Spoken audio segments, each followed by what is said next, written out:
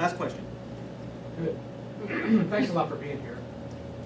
Where do you envision this champion of limited but energetic government coming from, inside or outside? I think it's right now hard for somebody from inside to emerge and lead. You know, the most important political science polling statistic of our lifetime is do you trust government to do the right thing most of the time? And through the 20th century, it was 70 and 80%, and now, as I'm sure you know, it's 19 or 23%.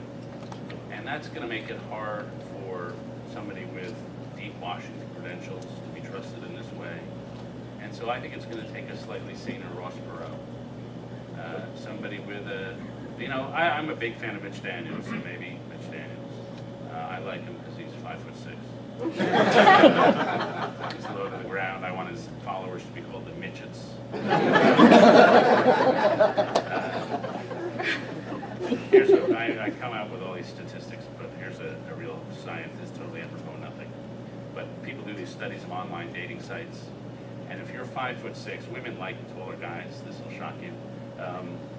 But if you're 5'6", you can get as many online date offers as a 6-footer, so long as you make $172,000 a year.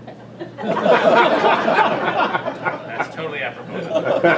But so Mitch is apparently going to run the type of campaign I think should be run these days, which is hardcore fiscal conservatism.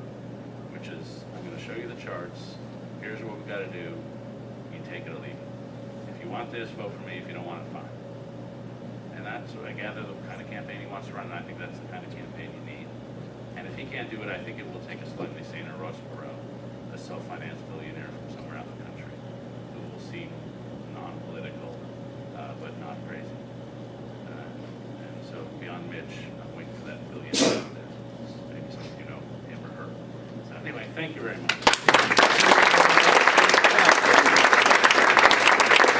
On behalf of the Ripon Society, we'd like to present you with a book basically on our godfather, Teddy Roosevelt, The River of Doubt, which basically goes into what he did after he lost the presidency on the Progressive Party, going into deep depression, trying to figure out, what am I going to do now? You think of Teddy Roosevelt having all that money, all that power, and then suddenly it ended.